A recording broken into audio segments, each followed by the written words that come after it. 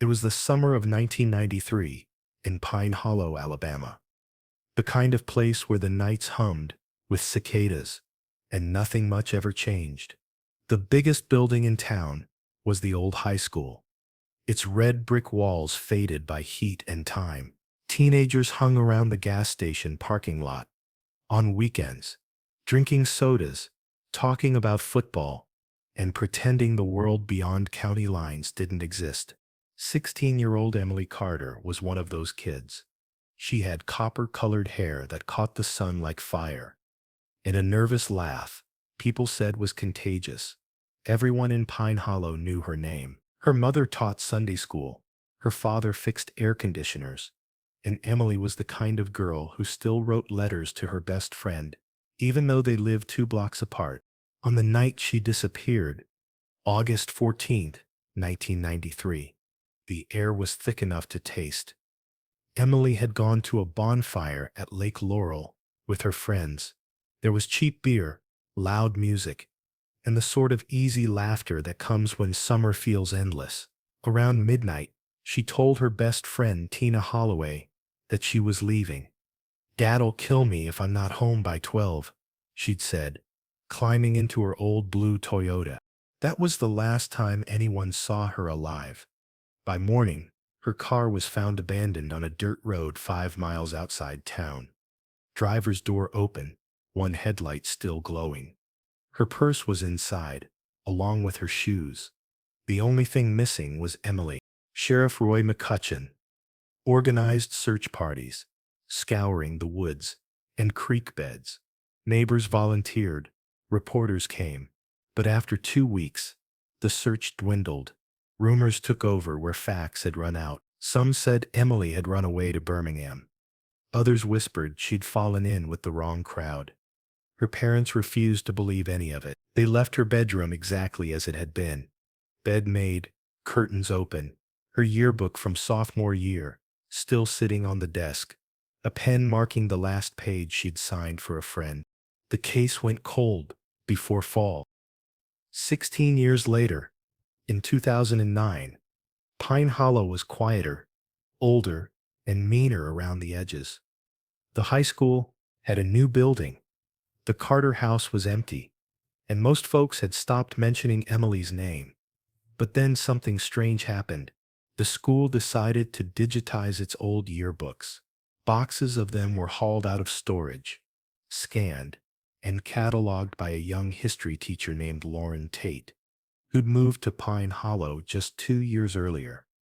She was methodical, patient, and not old enough to remember the day Emily vanished. On a rainy Thursday afternoon, Lauren opened the yearbook from 1994, the year after Emily disappeared. She turned the pages slowly, smiling at the grainy photos, the haircuts frozen in time. Then halfway through the senior section, she stopped. There, among the black and white portraits, was a face she recognized from the missing posters she'd once seen online. Emily Carter, same hair, same green eyes, smiling shyly into the camera. But that couldn't be right. Emily had never lived to see night. Lauren blinked, thinking maybe she was mistaken. But under the photo, printed in neat type, was the name Sarah Milton. Her heart began to hammer. That night, Lauren couldn't sleep. She pulled out her laptop and searched old archives, comparing the missing person photo of Emily Carter with the yearbook scan. The resemblance was uncanny, identical down to the small mole near her jawline. The odds of coincidence were almost zero. The next morning she brought the photo to the principal, who shrugged it off. "Probably just looks like her," he said. "We've had dozens of transfers over the years." But Lauren couldn't let it go. She called the Pine Hollow Sheriff's Department, explaining what she'd found. Most of the staff were too young to remember the case. But one name caught the message.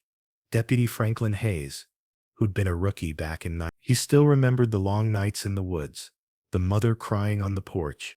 When he saw the photo, he turned pale. "That's her," he whispered. "That's Emily." And just like that, the ghosts of Pine Hollow began to stir again. For 16 years, the town had buried its guilt under silence and dust. But a single photograph, one forgotten smile, had cracked the surface, and beneath it waited a story darker than anyone had ever imagined. The photo spread through Pine Hollow faster than gossip ever had. Within a day, someone had posted a screenshot of the yearbook page on Facebook, and the caption beneath it read, "Is this the missing girl from 1993? By nightfall, half the town had seen it. Some said it was proof Emily never left. Others said it was a cruel trick.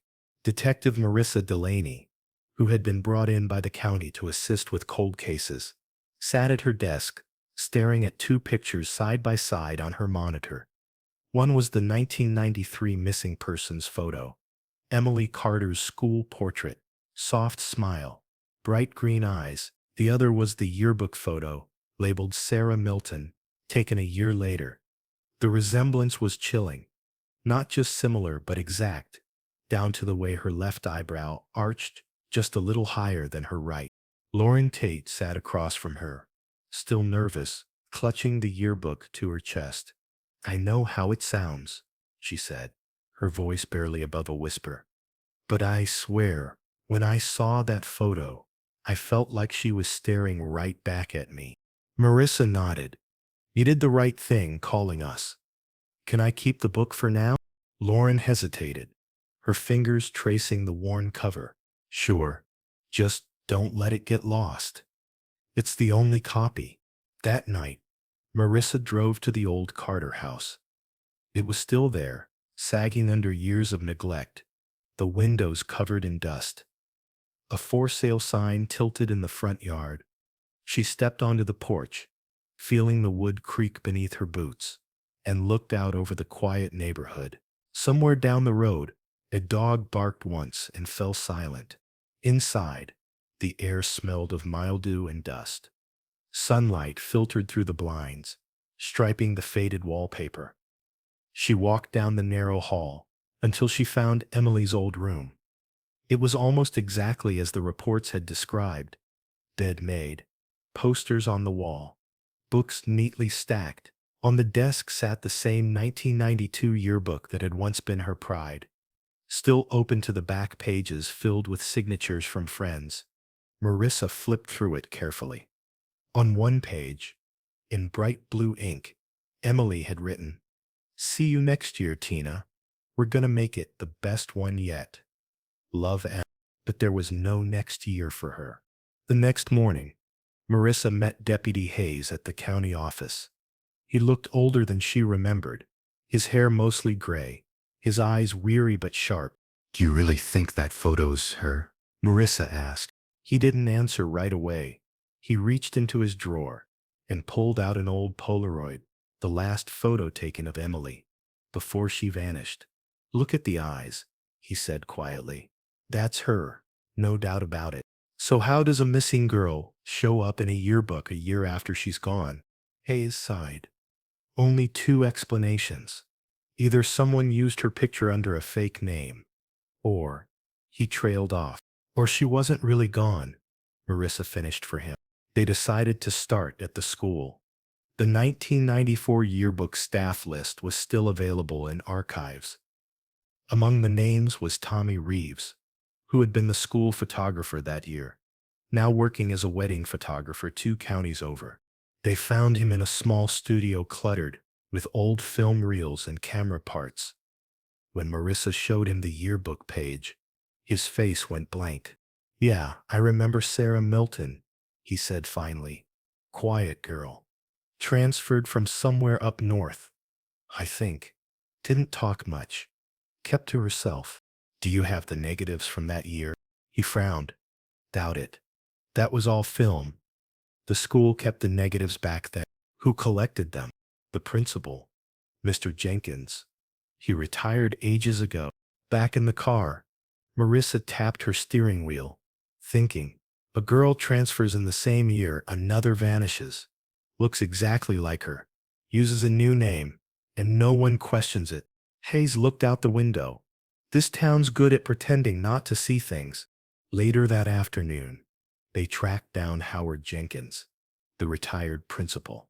He lived in a modest brick house near the river, a stack of newspapers by his porch.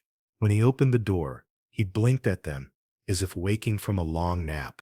"Mr. Jenkins," Marissa said gently, "we're investigating a possible identity issue in the 1994 Pine Hollow High yearbook."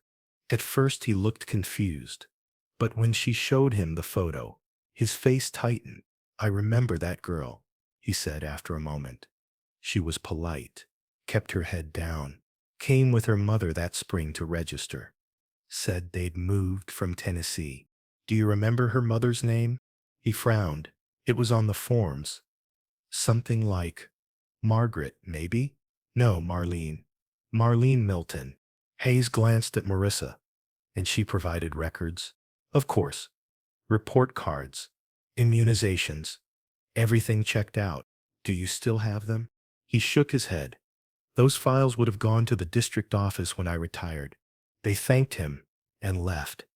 As they drove, Marissa said, "So we've got a new girl named Sarah Milton, who enrolled in spring '94 with full documentation, but she looks identical to Emily Carter, who disappeared less than a year before." Hayes rubbed his temple. "You thinking what I'm thinking? That someone helped her disappear," Marissa said, "or helped someone else replace her." That night, she called Lauren, the teacher who'd found the yearbook. "Has anyone asked you about the photo since we spoke?" Lauren hesitated. "Actually, yeah. A man came by the school this afternoon. Said he used to be a teacher here years ago. He asked if the yearbooks were being scanned yet." "Did he give his name?" Something with an H. Oof. I think he said Holden." "Yeah, Mr. Holden." Marissa froze. "You sure?" "Yeah." "Why, do you know him?" She did. Mr. James Holden had been the school counselor in 1993.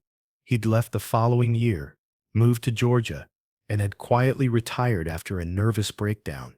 Back then, his name had popped up in a few student interviews. The last person Emily Carter was known to have spoken with before the bonfire. Marissa pulled up his old file on her laptop. Holden had been 34 at the time, unmarried, no children, and had abruptly quit mid-semester in '94, claiming health reasons. When she closed her laptop, the room felt smaller somehow.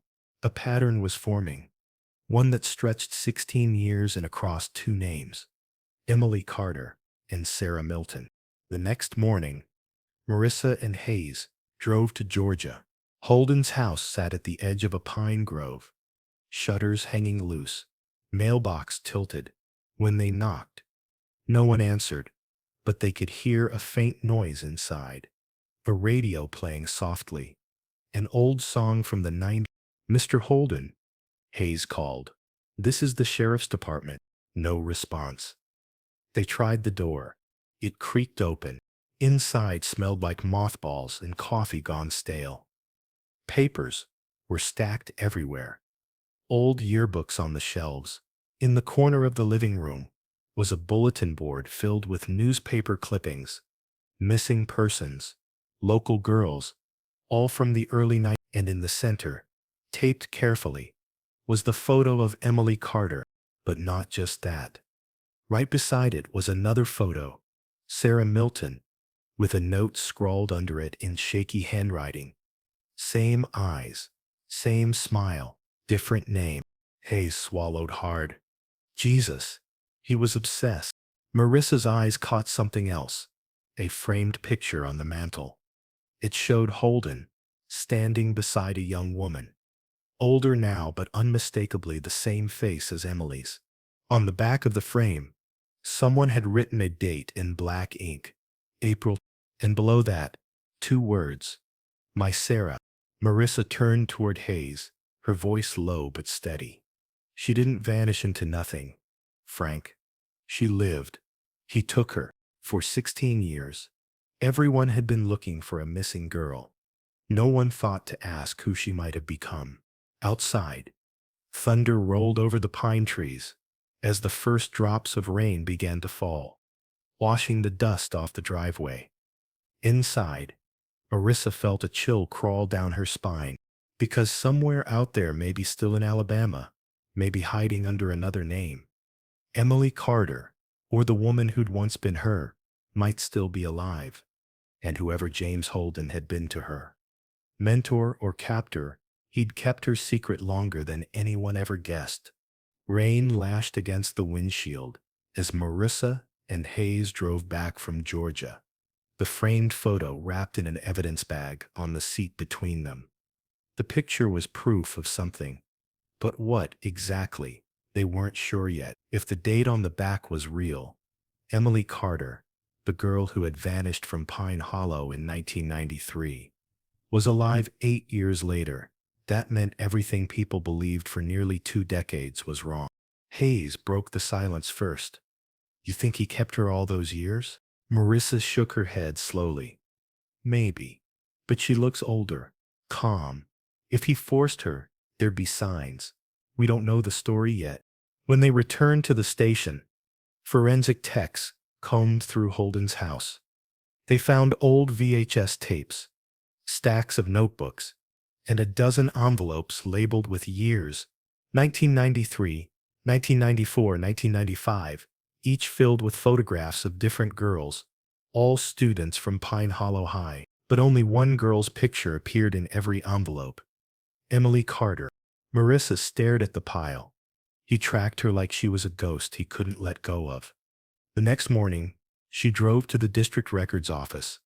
The clerk, an older woman with reading glasses hanging from her neck, searched through boxes until she found the 1994 enrollment files. There it was, Sarah Milton, birth certificate, report cards, and an address, a small rental house on Birch Lane, barely 2 miles from the Carter family home. When Marissa looked closer at the paperwork, she noticed something strange. The mother's signature, Marlene Milton, had the same looping cursive and slanted M as another signature she'd seen before. Margaret Carter, Emily's mother. She dug into the archives and found the old school forms from night. There was no doubt the handwriting matched perfectly. Her stomach twisted. Emily's mother hadn't just lost her daughter. She had hidden her. Marissa drove straight to the nursing home, where Margaret Carter now lived. The woman was frail, her silver hair tied back neatly, her blue eyes still sharp. When Marissa entered, she smiled faintly. Detective Delaney, isn't it? I heard you're stirring up old ghosts. Marissa sat down. Mrs. Carter, we found something in a yearbook. A girl named Sarah Milton, who looks exactly like Emily. Margaret's fingers tightened on her blanket, but her face stayed calm. People see what they want to see. We also found school records, forms signed by someone named Marlene Milton. The handwriting is yours. Silence filled the room. The air conditioner hummed softly. Finally, Margaret spoke, her voice barely above a whisper. I did what I had to do. Meaning, she came back, Margaret said, her eyes glistening. Months after the police stopped looking, after everyone gave up, she showed up at the back door one night, thin, trembling, terrified. She wouldn't talk about where she'd been, just kept saying he'd find her. Who? Margaret's lips quivered. Mr. Holden. Marissa leaned forward. So you helped her change her name? She begged me, Margaret said. Tears, spilling now, said if anyone knew she was alive, he'd come again. I thought I was protecting her. We packed up, moved across town. New clothes, new school, new name. I told people I was caring for a niece. For a while it worked. She smiled again. What happened then? Margaret's eyes darkened. She left. Spring of '94. Said she was going to stay with a friend from church. I never saw her again. Marissa sat in silence, the truth settling over her like fog. Emily hadn't disappeared once. She'd disappeared twice. Later that evening, Marissa met with Hayes again. Her mother helped her reinvent herself. The girl in the yearbook, Sarah. That was Emily living under a new name. But she ran again, and Holden must have found her later, somehow. Hayes frowned. Then that photo from could mean he found her, or she went to him. They decided to dig deeper into Holden's life after he left Pine Hollow. Credit card receipts showed he'd lived quietly, moved several times, never married. But one transaction stood out. A motel in Tampa in April 2001, paid in cash, but with a note requesting an extra cot. They contacted the motel's current manager, who still had old ledgers. When she checked, there it was, Jay Holden, and another guest listed in the same room. Under Sarah, Marissa stared at the faded ink. She was with him. 2 days later, the forensic team processed Holden's VHS tapes. Most were school events, football games, class plays, graduations, but one unmarked tape was different. When they played it, the screen flickered to life with static, then showed a woman sitting in a small kitchen. She was older, maybe in her late 20s, her hair longer, but unmistakably Emily Carter. She looked into the camera. "My name is Sarah," she said quietly, "and I'm fine. Please don't come looking for me." Hayes muttered under his breath. Good God. The footage lasted only 2 minutes. At the end, Holden's voice could be heard saying, "That's perfect, sweetheart. No one will ever hurt you again." Marissa froze the frame on Emily's face. Her eyes were calm, almost resigned. She wasn't being held, Marissa said softly. She was living with him by choice. Hayes shook his head. Choice or not, he groomed her, took her when she was a child. That's not a choice. Marissa nodded slowly. No, it isn't. But there was something else behind Emily. On the counter was a calendar. The month was April 2001. A date was circled in red ink. The 5th. They checked phone records from that week. On April 15th, 2001, a call had been made from Holden's number to a payphone in Pine Hollow. The call lasted 42 seconds. Who'd he call? Hayes asked. Not who, Marissa said. She called. The next day, Marissa went back to the nursing home. Margaret Carter was sitting by the window, looking out at the garden. She called you, Marissa said softly. Margaret's eyes filled again, but this time with something like peace. Yes, she whispered. She said she was happy, said she found someone who understood her. I begged her to come home, but she said she couldn't, that she wasn't the same girl anymore. Did she say where she was? She just said, "Don't look for me, Mom. I'm safe." Marissa reached out and took her hand. She believed she was safe, but she wasn't. Margaret nodded slowly, the weight of 16 years in her expression. I know. That night, Marissa sat alone in her car outside the station, the rain tapping gently against the roof. Somewhere out there, Emily Carter had become Sarah Milton, and then someone else entirely. Maybe she had died with Holden. Maybe she'd escaped again, this time for good. But Marissa couldn't shake the feeling that Emily had left one last message, something no one had noticed yet. When she reviewed the yearbook again, flipping through every page, her fingers stopped on the student signatures at the back. Beneath Sarah Milton's name, there was a faint scrawl written in pencil. Forgive me, but I had to go. It wasn't signed, but the handwriting matched Emily's perfectly. And for the first time, Marissa wondered if the truth of this story wasn't just about a crime, but about a girl who could never find a place to be free. By the time Marissa returned to her office the next morning, the air in Pine Hollow felt heavier somehow, like the town itself knew that ghosts were stirring again. The phone on her desk blinked with a dozen missed calls, most from reporters who'd somehow caught wind of the reopened case. She ignored them all. What mattered now wasn't what the press thought. It was finding out whether Emily Carter Sarah Milton was still alive.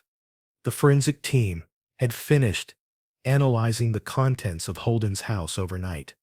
There were receipts from different towns, postcards never sent, and a locked wooden box recovered from a closet floor. Inside the box were bundles of old letters, tied with blue ribbon. All were addressed the same way. To M, the return address, written carefully in neat cursive, was always Sarah M. Marissa untied the first ribbon and began reading. The earliest letters were dated 1994, the year Emily had supposedly disappeared for the second time. The words were shaky, childlike. I miss you every day, Mom. He says I can't write to you, but I needed you to know I'm okay. I'm learning to cook. He says I'm safe now. I hope you're not mad at me. As the letters went on, the handwriting grew steadier, more mature, but the tone turned distant. He says people forget faster than you think. Sometimes I almost forget myself. I'm trying to be the person he thinks I am. Then one letter from 1998 caught Marissa's eye. There's a girl at the library who smiles like I used to. He doesn't like when I talk to her. He says people ruin things when they ask too many questions. And then, the last letter in the stack. From April, I told him I want to see you. He got angry, said if I go back, everything we built will disappear. He said I don't remember what it was like before. Maybe he's right. Maybe I don't. At the bottom of the page, barely legible, were 3 words, scrawled in a trembling hand. Help me, please. Marissa set the letter down, her pulse pounding. That message, hidden away for years, was the first undeniable proof that Emily had wanted out. She called Hayes immediately. We've got something. She tried to reach out before it ended. When Hayes arrived, she showed him the letters. He read them in silence, his jaw tightening. You think she wrote this from that motel in Tampa? Maybe. The dates line up. But she was scared to send it. He must have kept everything. They started tracing Holden's movements after 201. Records showed he'd sold his car later that summer and closed his bank account. No trace of him existed after that, but something odd surfaced. A property deed in his name for a small cabin near a lake outside Mobile, Alabama. Purchased cash. In May, Marissa and Hayes drove down that same afternoon. The road narrowed as they approached the water, flanked by pines and thick moss. The cabin was still there, sagging under years of neglect. When Marissa pushed open the door, the smell of rot and dust filled the air. Inside was a single-room living space, faded curtains, a small stove, an old couch. On the wall above the fireplace hung a framed photograph, the same one they'd found earlier, of Holden and Emily, smiling stiffly. Hayes walked toward the back, where a narrow door led to a cellar. It took both of them to force it open. The air below was damp and cold, filled with the smell of earth. In one corner, there was a metal trunk, half buried in dirt. Marissa knelt, pried it open, and gasped. Inside were more photos, hundreds of them. Emily at different ages, reading by a window, sitting by a lake, hanging laundry on a line. In every single photo, she was smiling, but never looking directly at the camera. And tucked at the bottom of the trunk was a passport. The name read Sarah Milton, but the picture showed a woman now in her late 20s, her eyes shadowed and tired. Stamped beside her photo was a travel visa dated April 16, 2001. The day after the circled date on the calendar. She was leaving. Marissa whispered. He bought her a passport. Maybe he told her they'd start over somewhere.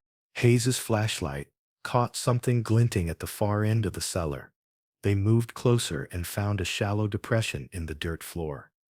Marissa's stomach dropped as she saw the faint outline of bones. Call it in, she said quietly. We found her. By evening, the site was surrounded by police tape. Forensic teams confirmed the remains belonged to a woman in her late 20s.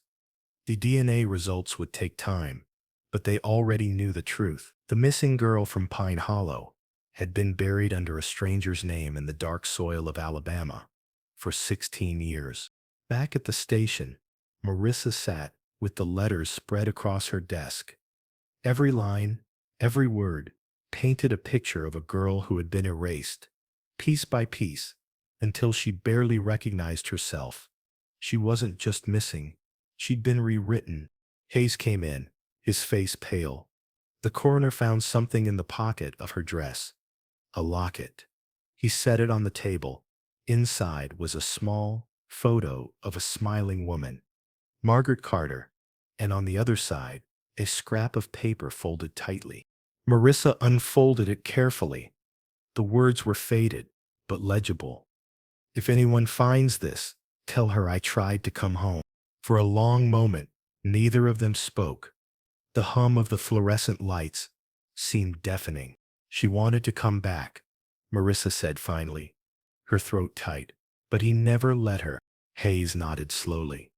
"She almost made it." The next day, they returned to the nursing home. When Margaret saw the detectives, she knew before they spoke. Marissa handed her the locket. The older woman opened it with trembling fingers and pressed it to her chest.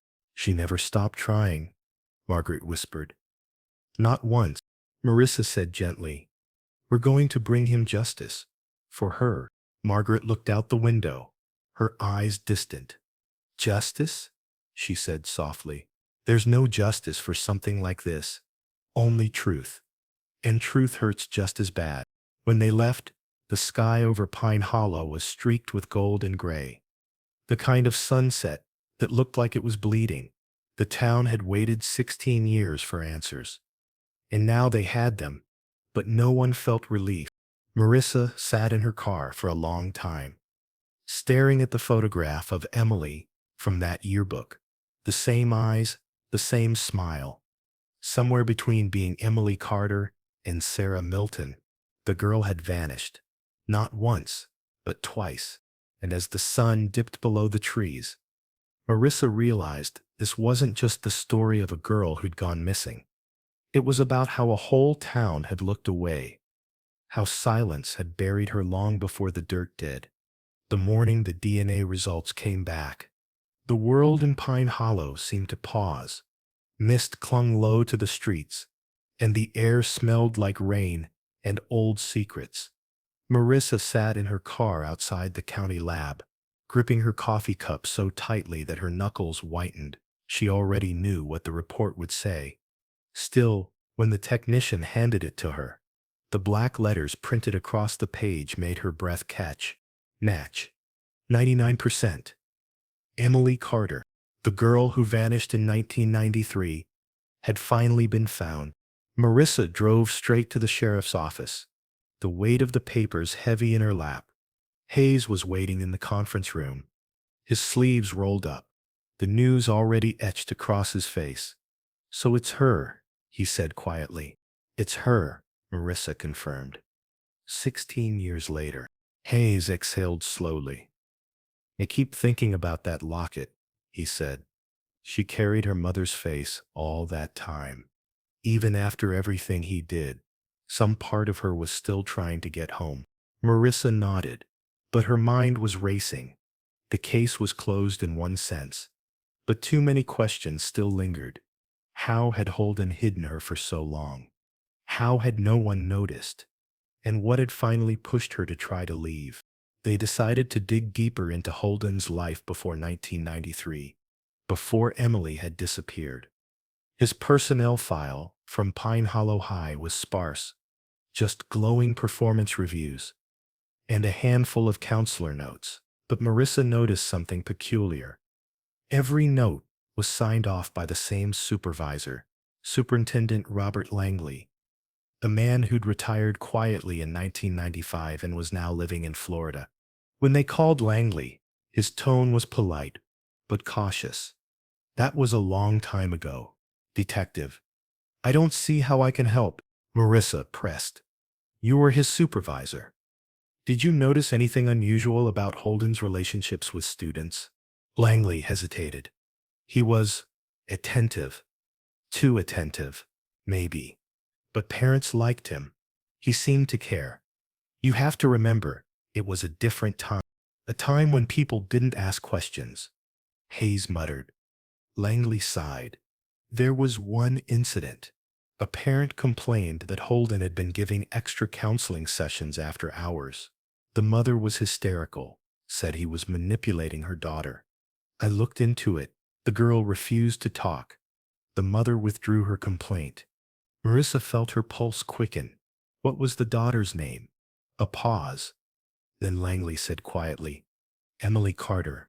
The room seemed to tilt. Hayes slammed his palm on the table. "You're telling me there was a report before she vanished?" Langley's voice dropped. "I told the sheriff back then, but he said there wasn't enough evidence. They didn't want to ruin a man's career over gossip." Marissa closed her eyes. So they looked away, and that's how it started.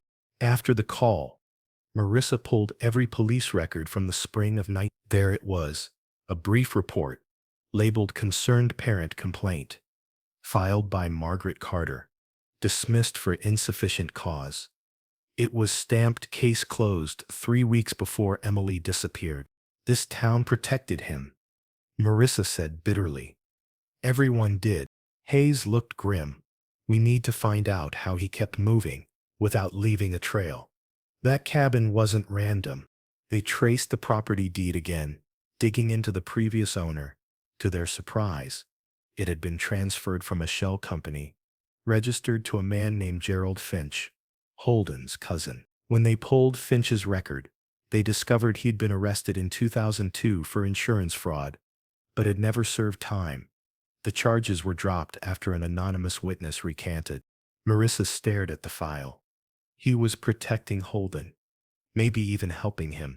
They tracked Finch down to a small house outside Montgomery.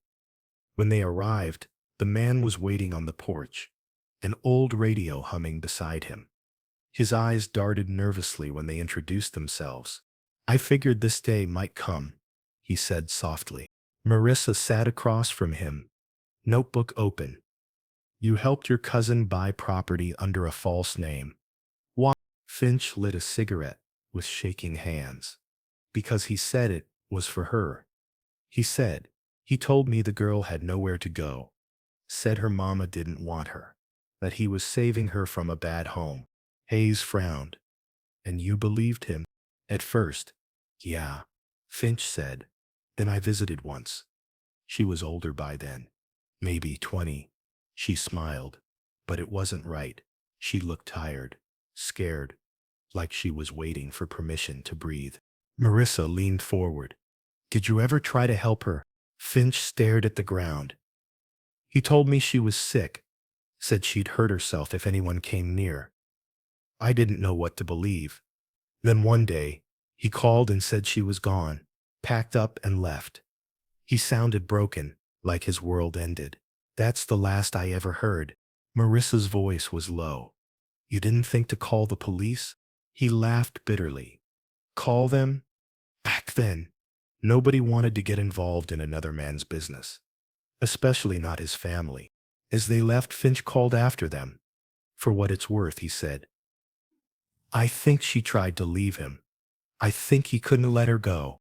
That night, Marissa couldn't sleep. She kept hearing the words from the last letter. "Help me, please." She thought about how many people had ignored that plea. Her mother, the school, the sheriff, even the town itself. The next morning, the state prosecutor called. "Detective Delaney, we've confirmed the DNA. We're reclassifying the case as homicide." Marissa felt both relief and dread. "And Holden, we're issuing a posthumous warrant," the prosecutor said. "But there's more. The coroner found a bullet lodged in the skull. It's small caliber, close range. Someone shot her." Marissa froze. "You're saying Holden didn't just keep her? He killed her." "Looks that way." But something still didn't sit right. The wound was precise, deliberate, not the chaos of a violent outburst. And why bury her in a place he'd just bought? Why not hide her where no one would find her at all? As she pored over the files that night, one photo caught her attention again. The framed picture of Holden and Emily taken in 2001. In the background, almost out of focus, was a reflection in the mirror. A woman's figure. Older, hair pulled back, Watching them, Marissa zoomed in, her heart pounding. It wasn't Emily. It wasn't Holden. It was Margaret Carter. The image was faint, but unmistakable. Her hands trembled as she whispered, "Oh my God." If that reflection was real, it meant one thing. Emily's mother had seen them together after 1993, long after she claimed her daughter disappeared again. And suddenly, the story everyone thought they knew began to unravel again. The sun had barely risen when Marissa pulled up in front of Margaret Carter's house. The sky was bruised with streaks of gray, and the damp Alabama air hung heavy, pressing against her lungs. The quiet street was lined with oak trees that seemed older than memory, their branches sagging low, their roots breaking through cracked pavement. Margaret's house looked exactly the same as in the old photos. White siding, flower beds choked with weeds, wind chimes that never stopped singing. But inside that house lived the last unanswered question, the one piece of the story that didn't fit. Marissa sat for a long moment before knocking. Her heart beat in her ears. The photograph still burned in her mind. Emily and Holden smiling for the camera, and in the mirror behind them, Margaret's unmistakable face, her eyes wide, not with fear but something else. Margaret opened the door after the second knock. She looked smaller now, her hair grayer, her voice softer than the woman from those news clips. "Years ago, Detective Delaney," she said quietly. "I was wondering when you'd come." "You knew why I'd be here," Marissa replied. Margaret nodded and stepped aside. "Come in." The house smelled faintly of lemon cleaner and old paper. Photos covered the walls. Emily's school portraits, a few with Margaret's late husband, and a single picture of her holding a baby that wasn't Emily. Marissa glanced at it, but said nothing yet. They sat at the kitchen table, the morning light spilling across the faded linoleum. Margaret's hands were trembling as she poured coffee. "I never wanted it to end like this," she whispered. Marissa leaned forward. "Mrs. Carter, I'm going to ask you something, and I need the truth. Did you see your daughter after she disappeared in night?" Margaret didn't answer right away. She stared out the window, the glass fogged with breath. "Yes," she said finally. "I saw her, but it wasn't the way people think." Marissa's pen hovered over her notebook. "When?" "It was in 2001, Margaret said. "She called me one night. I hadn't heard her voice in 8 years. She sounded hollow, said she was ready to come home, that she was sorry. I drove to that cabin before dawn. When I got there, she was standing outside, barefoot in the grass, crying." Marissa's chest tightened. "Did Holden know you were coming?" Margaret's eyes filled with tears. "He did. He was inside. He came out when he heard my car. He told me she wasn't ready to leave, that she was confused, sick. I told him she wasn't staying another day." She paused, her voice trembling. "We argued. Emily begged us to stop. And then I heard the shot." The silence between them grew heavy, like the air itself had thickened. "Who fired it?" Marissa asked quietly. Margaret's eyes flickered toward the counter, to the old coffee tin beside the stove. "I did," she said, "but it wasn't supposed to happen." He grabbed her. "I panicked. I thought I could scare him. I thought if he saw the gun, he'd let her go." Marissa felt the world narrow to a pinpoint. "You're saying you shot your own daughter?" Tears streamed down Margaret's face. "No, I shot at him. But she stepped between us. She was trying to protect him. Can you believe that? After everything he'd done, she took the bullet that was meant for him." Her voice broke. He fell to his knees, screaming. "I dropped the gun. I ran to her, but she was already gone." Marissa stared at her, unable to speak. The confession hung in the air, raw and unbearable. "What did he do?" she finally asked. Margaret's voice was barely a whisper. "He buried her behind the cabin. Said no one would ever believe it was an accident. Said I'd go to prison and lose everything. He told me to go home and forget she ever existed. And you did, Marissa said bitterly. You let the world think she was still missing. You watched them search those woods for years. Margaret nodded, her shoulders shaking. Every night, every news story, every time they mentioned her name. I wanted to tell them, but I couldn't. I couldn't bear to face what I'd done. Marissa stood, pacing to the window. Outside, the sky had turned pale gold, but the weight of the moment made it feel like night. Why the letter, Mrs. Carter? Why write to her after she was gone? Margaret looked down at her trembling hands. Because it was the only way I could talk to her. I wrote those letters for years. Some of them I burned, some I buried near the creek. I thought maybe she could hear me somehow. Marissa turned back toward her. You realize this means the case isn't murder. It's accidental homicide. But you concealed it. That's obstruction, destruction of evidence. I know, Margaret whispered. I've lived with it every day. There was a long pause. The only sound was the ticking of the kitchen clock, slow and merciless. Finally, Margaret reached across the table and slid something toward Marissa, a small silver locket. Inside was a photograph, a young Emily, smiling, her eyes bright with the innocence that had been stolen from her. On the other side, a tiny folded note, written in faded ink. Marissa unfolded it carefully. The handwriting was delicate, childlike. It said only 3 words. I forgive you. Her throat tightened. Where did you get this? Margaret smiled weakly. He sent it to me, 2 months before he died. Said he found it when he was cleaning the cabin. I think he wanted me to forgive him too. Marissa's eyes burned. For all the years of mystery, all the unanswered questions, the truth was both simple and cruel. It wasn't just a story about a girl who vanished. It was about a mother who made one terrible mistake and a man who turned love into possession. Outside, the wind began to rise, carrying with it the rustle of dry leaves. Marissa stood slowly. Mrs. Carter, I'll have to take your statement officially, but I'll make sure the report tells it the way it happened. Margaret nodded, tears glistening. Thank you, Detective. That's all I want. As Marissa stepped out into the cool morning, the weight of the case pressed against her chest like a stone. The streets were waking now, neighbors opening blinds, a dog barking in the distance. But everything felt quieter, softer, as if the town itself was exhaling after 16 years of silence. She looked back once at the house, at the woman inside, and thought of Emily, of the girl who had vanished. Not once, but twice, caught between the love of 2 people who couldn't save her.